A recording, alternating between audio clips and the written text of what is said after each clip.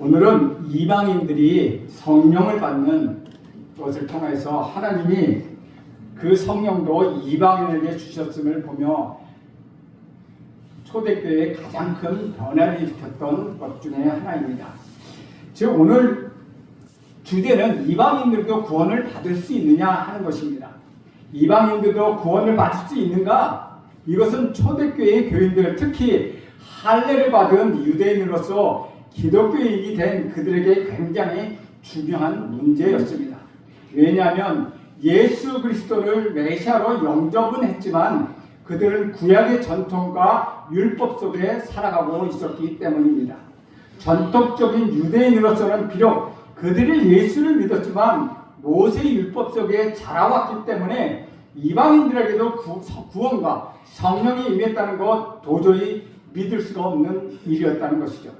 그래서 소문만 듣고 있었는데 베드로가 고넬료의 집에 들어가서 같이 밥을 먹고 교제하고 그들에게 세례를 주었다는 소식을 듣고 그 유대인들은 분개하게 되었다는 것이죠.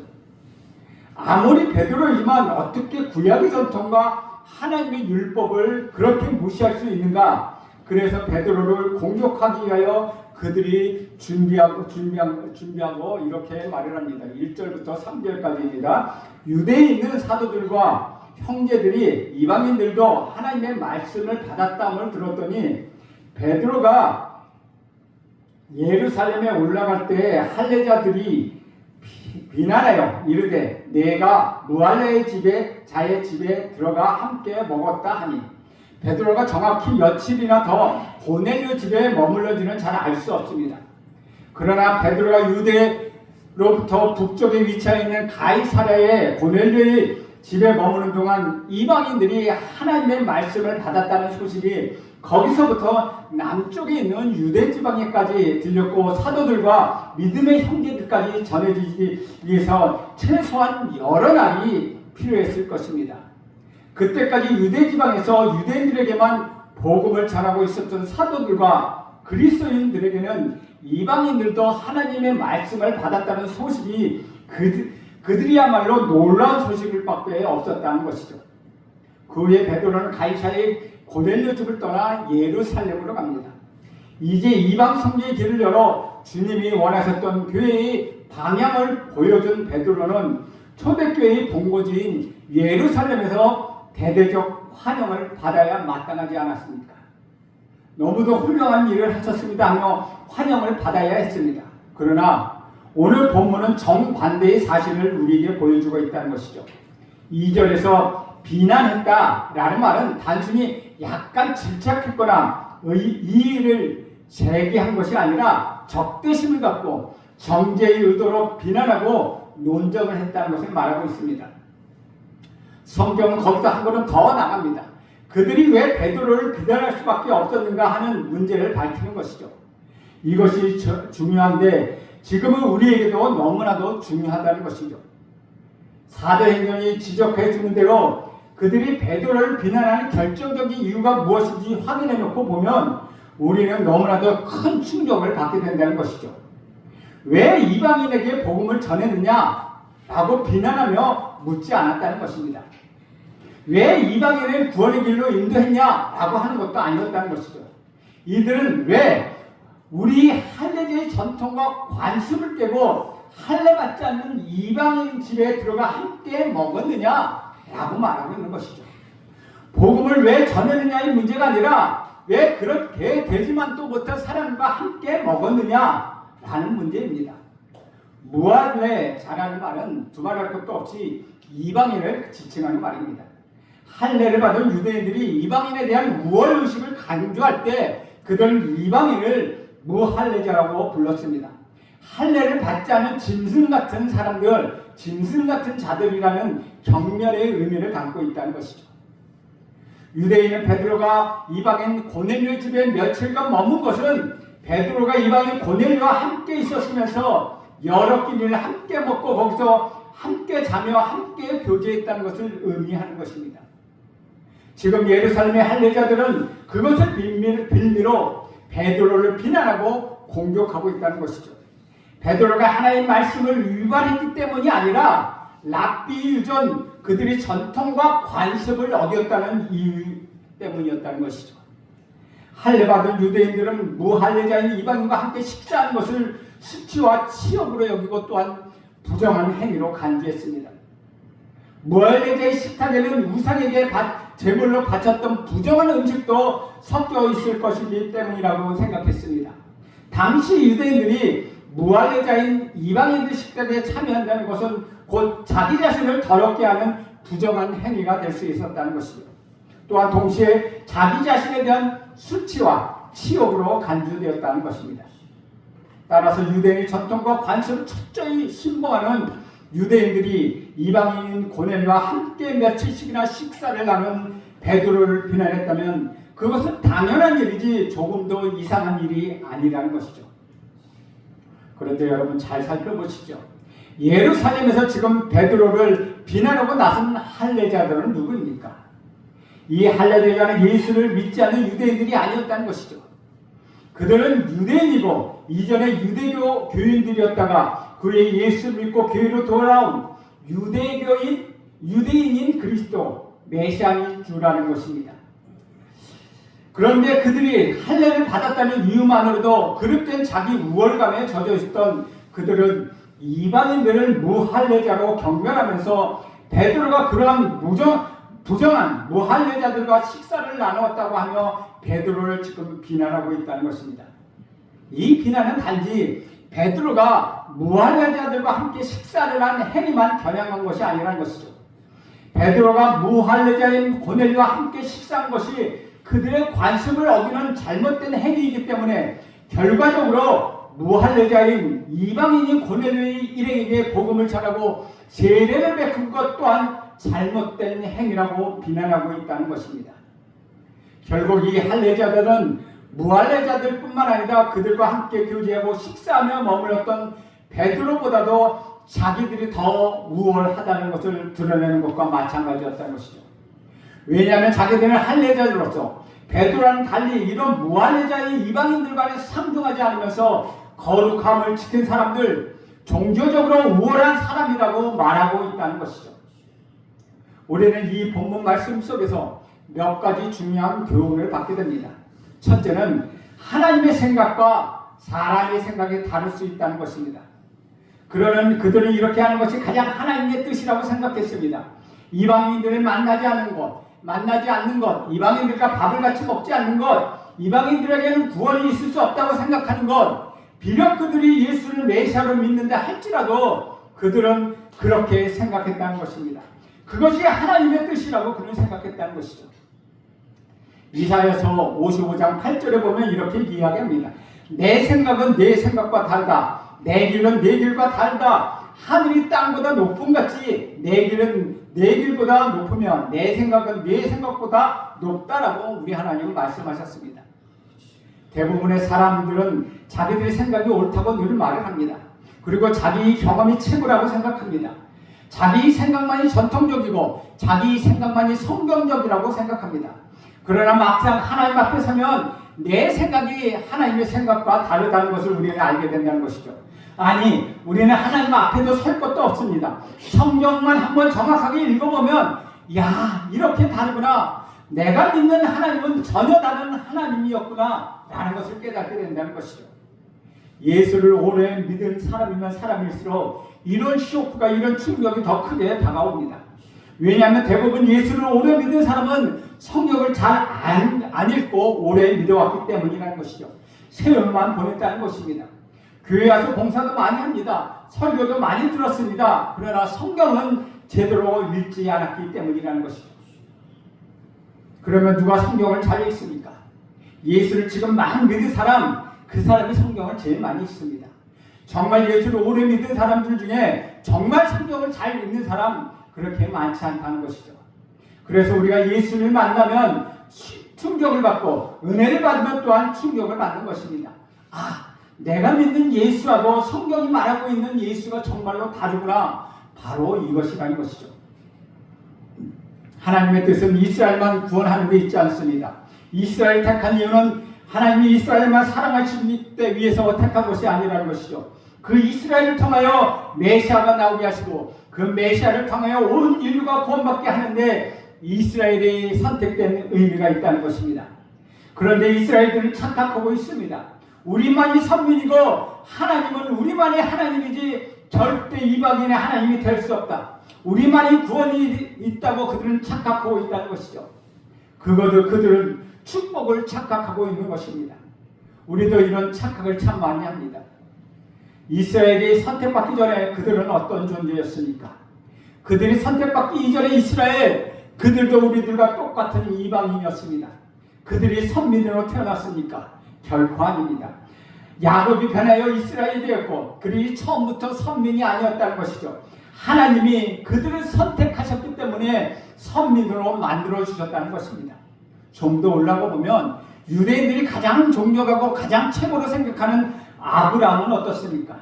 아브라함은 부름받기 전에 어디에 살고 있었습니까? 메소포타미아 갈대아 우르라는 곳에 우상이 참으로 많은 이방인 한 곳에 그가 보통 사람으로 살아가고 있었다는 것입니다. 아브라함이 처음부터 선민으로 태어난 것이 아니라는 것입니다. 하나님이 그런 우상이 가득한 이방 세계에 살고 있었던 아브라함을 불러서 깨끗하게 목욕시키고 때를 벗겨주고 옷을 입혀주시고 그를 갈고 닦고 믿음을 입혀주셔서 믿음의 조상으로 만들어주셨습니다. 그를 통하여 이삭이 나왔고 그를 통하여 야곱이 나왔고 그를 통하여 이스라엘로 만들어주셨다는 것이죠. 아브라함이 언제부터 이스라엘이었습니까? 아브라함이 언제부터 택한 백성이었습니까? 결코 그렇지 않다는 것이죠. 그들은 주제 파악을 잘못한 것입니다. 그런데 정말 자기가 처음부터 이스라엘 택한 백성인 줄 알고 처음부터 그들이 선민인 줄 알고 처음부터 자기들이 다른 종족인 줄 알고 그렇게 살아왔다는 것이죠. 자기가 별난 사람으로 착각하는 사람은 만나보면 제일 힘든 사람이고 특수한 대접을 받길 바라는 사람이기에 그 사람들은 정말 대화하기도 힘들다는 것이죠. 나는 별나다, 나는 예외다, 그렇다는 것입니다. 어떻게 우리가 예외일 수가 있겠습니까? 우리는 모두 다 죄인이라는 것입니다. 여러분, 어렸을 때부터 우리 어른들은 어렸을 때부터 우리는 전쟁을 겪은 민족이기 때문에 그 가족들이 피난 나올 때 무엇을 들고 나왔습니까? 뭐 숟가락 하나 들고 나왔습니까? 집 한 채를 짊어지고 나왔습니까? 다 죽 끓여 먹다가 이제 이만큼 먹고 살게 되지 않았습니까? 우리들의 근본은 무엇입니까? 우리들의 존재의 근본은 무엇입니까? 여러분이 그렇게 공부를 열심히 하는 사람입니까? 여러분이 언제부터 그렇게 대학 공부를 하게 되었습니까? 처음부터 여러분이 그렇게 위치가 좋은 사람들이었습니까? 여러분이 그렇게 훌륭한 분들로서 태어났기 때문에 이 땅에 오신 것입니까? 그렇지 않다는 것이죠. 그래서 하나님이 내 생각은 내 생각과 다르다고 말씀하십니다. 여러분 한번 따라해 보십시오. 저를 한번 따라해 주십시오. 주제 파악을 하고 삽시다. 다시 한번 합시다. 주제 파악을 하고 삽시다. 저는 여러분 모두가 주제 파악을 하고 살길 간절히 바랍니다. 우리는 본질상 진요 진노의 자식이었습니다. 이스라엘 밖에 있는 사람이었습니다. 우리는 외인이요 이방인이었습니다. 태어날 때부터 우리는 버림받은 자식이었지만 하나님은 우리를 불쌍히 여기시고 긍휼히 여기셔서 하나님의 자녀로 삼아주셨고 우리로 하여금 하나님의 축복의 자녀로 그렇게 만들어주셨다는 것이죠. 그것들을 생각해보면 우리는 겸손해야 합니다. 우리는 주장할 것이 없는 사람이고 하나님께 감사해야 하는 사람이라는 것이죠. 여기서 우리가 배우는 두 번째는 하나님과 내 생각이 다르다고 판단되었을 때 즉각 무엇을 해야 합니까? 빨리 회개하고 생각을 빨리 바꾸는 것이 최고라는 것입니다. 여러분 주저하지 마십시오. 따지지 마십시오. 여러분의 자존심을 내세우지 마십시오. 그냥 빨리 회개하고 바꾸고 하나님께 순종하십시오. 4절을 보면 이렇게 기록합니다. 베드로가 그들에게 이 일을 차례로 설명하여 그래서 베드로가 조금 전에 이렇게 비난했던 사람들처럼 자기도 같은 입장이었다는 것이죠. 그러나 그가 하나님의 음성을 듣고 성령의 음성을 듣고 이방인이 고넬료를 만나서 성령이 임하는 것을 보고 하나님의 생각이 그렇다는 것을 깨닫고 나서 그는 그의 세계관이 새롭게 갖게 되었다는 것이죠. 그는 그의 생각을 고쳐먹게 되었다는 것입니다. 그의 베드로의 마음이 열리기 시작했다는 것이죠. 저는 오늘 여러분의 마음이 이렇게 변화되기를 간절히 바랍니다. 하나님의 마음, 하나님의 생각, 하나님의 꿈, 하나님의 원하시는 것을 여러분이 그대로 받아들이시길 간절히 바랍니다. 베드로는 잘 알려진 것처럼 본래 성미가 급하고 아주 불같은 성격이며 변덕스러운 사람이었습니다. 할례자들이 자신을 부당하다고 비난하는 지금이야말로 베드로의 원래 성격이 나와야 하는 순간이지 않겠습니까? 너 나보고 뭐라 그랬어? 정말 나한테 그렇게 얘기했어? 하면 불같이 화를 내는 것이 베드로라운 행동이었다는 것이죠.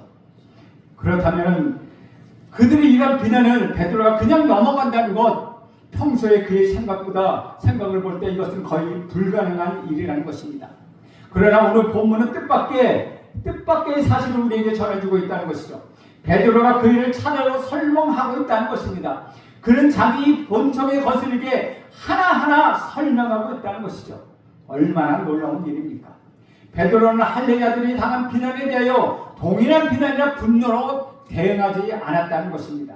베드로는 놀랍게도 자신을 비난하는 그들에게 자초지종을 상세하게 설명합니다. 몸반대하게 하거나 자존심 상해하며 대충 혹은 결과만 통보하는 것이 아니라 왜 자기가 가이사랴에 갔는지, 왜 가이사랴에서 이방인 고넬료를 만났는지, 왜 그들에게 복음을 전하고 세례를 주었는지, 그리고 왜 이방인이 고넬료 집에서 며칠씩이나 머물며 이방인들과 함께 식사를 나누었는지 베드로는 하나도 빠짐없이 온 정성을 다하여 처음부터 차례차례 쭉 설명해 주고 있었다는 것입니다. 베드로는 두 가지를 설명하고 있습니다. 5절에서 10절 말씀입니다.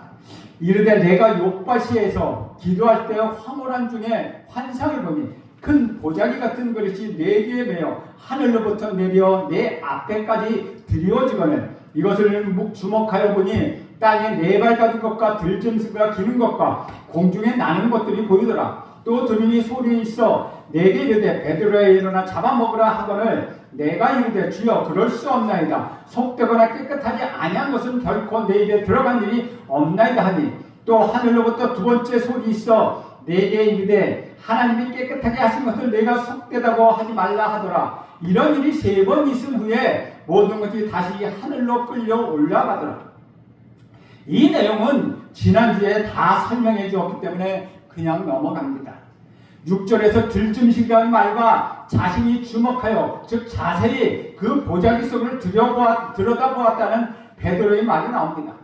그 환상이 나타난 후에 한 목소리가 베드로에게 일어나 잡아먹으라 하는 깜짝 놀라운 만한 명령을 내렸습니다. 그가 못한다고 하니까 다시 그 소리가 하나님이 깨끗하게 하신 것을 내가 속되다가 해서는 안 된다고 하며 베드로를 꾸짖었습니다. 명령과 꾸짖음을 포함한 전체 환상이 3번이나 반복되었다고 합니다. 따라서 베드로는 깨끗한 짐승과 부정한 짐승들이 깨끗한 사람과 부정한 사람들, 즉 할례받은 사람과 할례받지 않은 사람들을 상징한다는 것, 나중에 고넬료를 만나서 그는 깨닫게 되었다는 것이죠. 두 번째 스토리는 고넬료 집에 가서 받았던 경험입니다. 11절부터 16절까지의 이야기입니다. 고넬료 집에 가보니 그가 굉장히 놀라운 경험을 했다는 것이죠. 15절 말씀을 보겠습니다. 내가 말을 시작할 때 성령이 그들에게 임하시기를 처음 우리에게 하신 것과 같이 하는지라. 이제 고넬료의 설명을 듣고 그가 막 설교를 시작하려고 하는데 놀라운 사실을 그는 경험하게 된 것입니다. 그것은 베드로 자신이 50년째 120명의 성도들과 함께 경험했던 그 오순절날 체험했던 그 성령의 임하심이 지금 이방인의 고넬료의 집에서도 똑같이 임하고 있었다는 것입니다. 나는 그런 성령의 능력이 오늘 여러분 우리 재성교회에도 임하기를 간절히 바랍니다.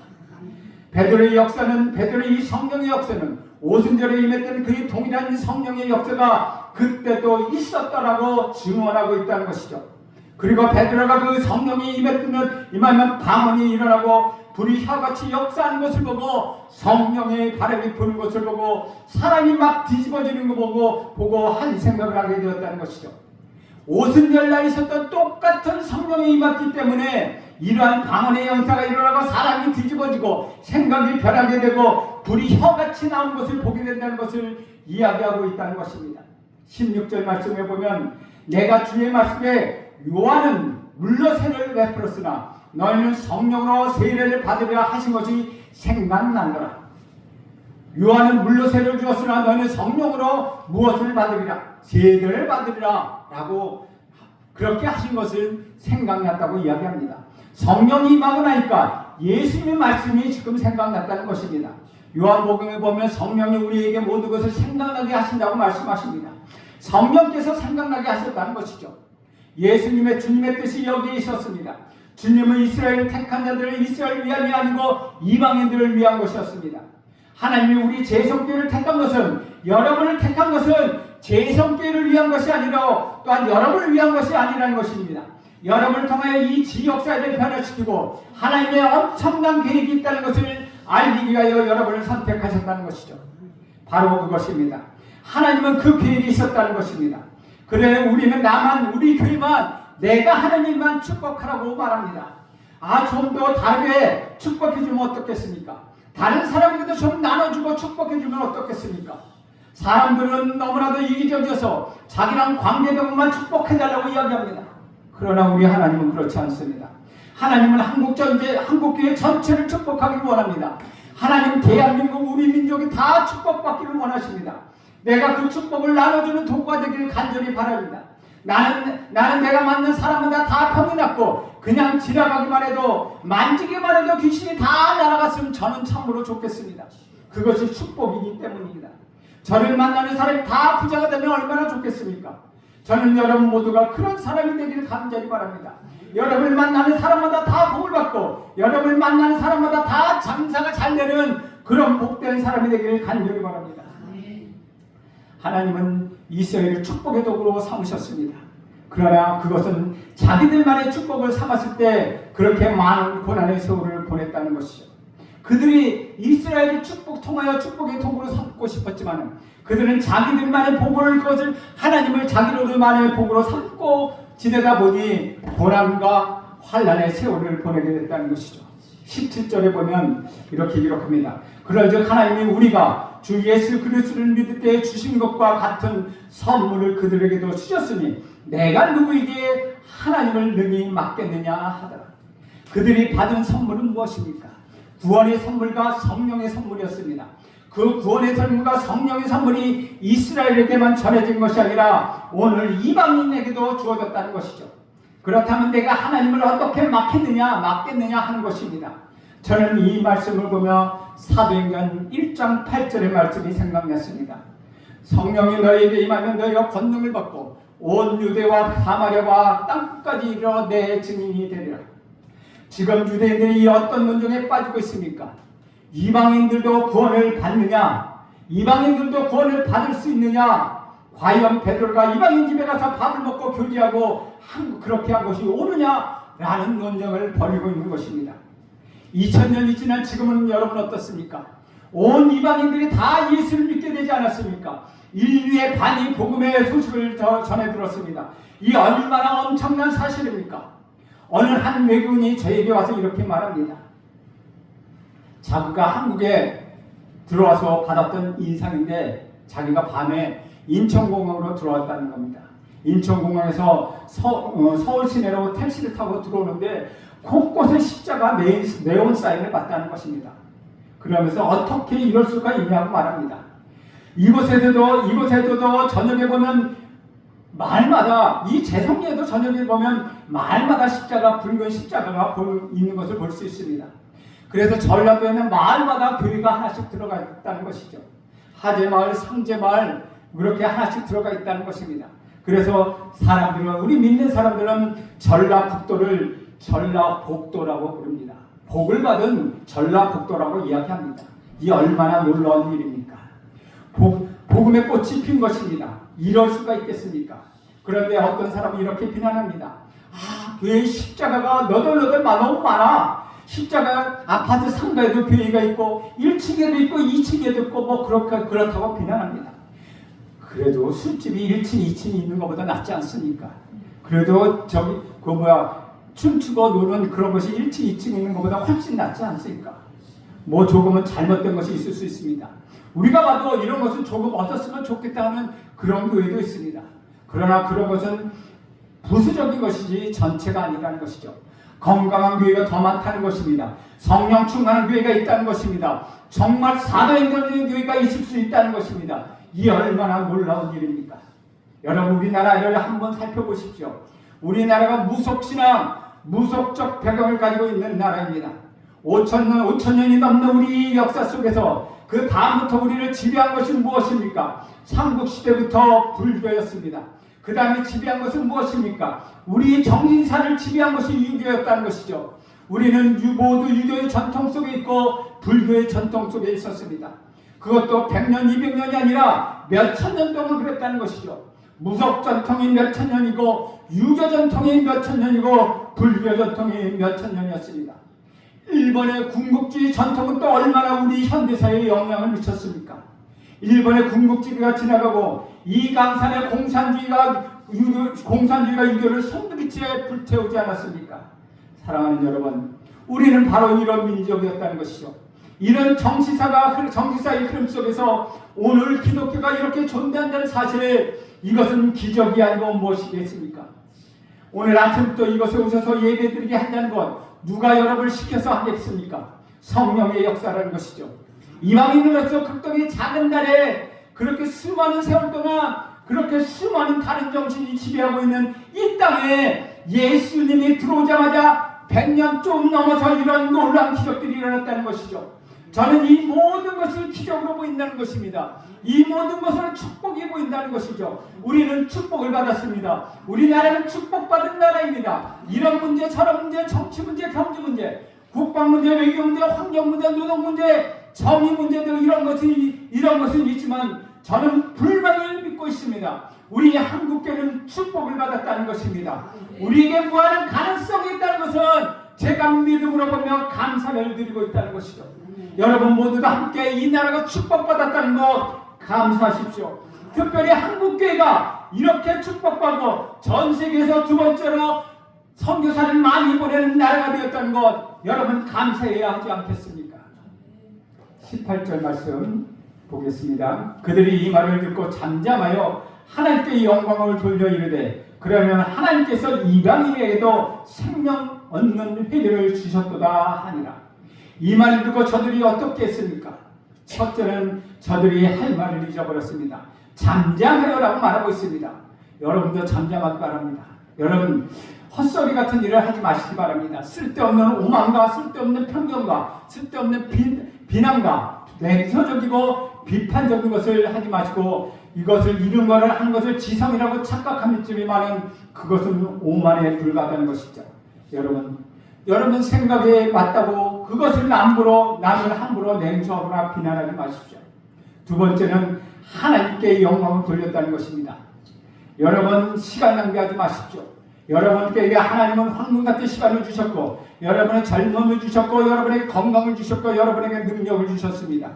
우리가 열등감에 빠져있는 시간이 어디에 있겠습니까? 좀 못생기면 못생긴 대로 사는 것입니다. 그것이 뭐가 그렇게 중요합니까? 절대 그런 것에 시간 낭비하지 마십시오. 자학하거나 열등감에 빠지는 것 그것도 일종의 사치라는 것입니다. 우리 모두는 하나님의 부르심 받은 백성이요 우리 모두는 주님의 군사로서 살아가고 있다는 것이죠. 우리는 영광스럽게 우리 시간을 활용해야 합니다. 주어진 능력을 활용하며 기회를 활용하며 하나님께 영광을 돌려야 한다는 것입니다. 여러분 사랑하는 사람에게 내가 서로 살아가고 있는데 그 사람을 미워할 시간이 따로 있겠습니까?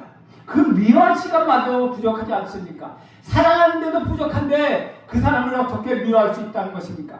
복음을 가는 자가 복음을 위하여 우리는 그 복음을 전하기 위한 시간도 없고 다른 데 낭비할 시간도 없다는 것입니다. 그러한 것에 낭비할 시간은 우리에게 주어지지 않았다는 것입니다. 마지막에 그것이 우리들의 간증이 되길 간절히 바랍니다.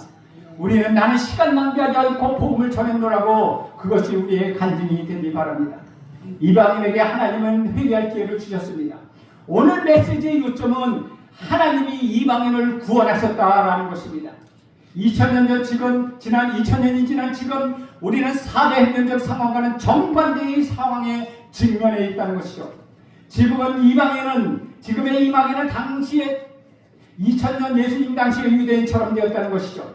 2000년 전의 유대인처럼 전혀 예수를 믿을 수 없을 것이라고 생각했던 이방인들은 당시에 이런 이방인들 향해 전도해야 하느냐 하지 말아야 했던 이런 심각한 논쟁을 했던 초대교회를 보면서 지금 우리들이 유대인처럼 되어가고 있다는 것입니다.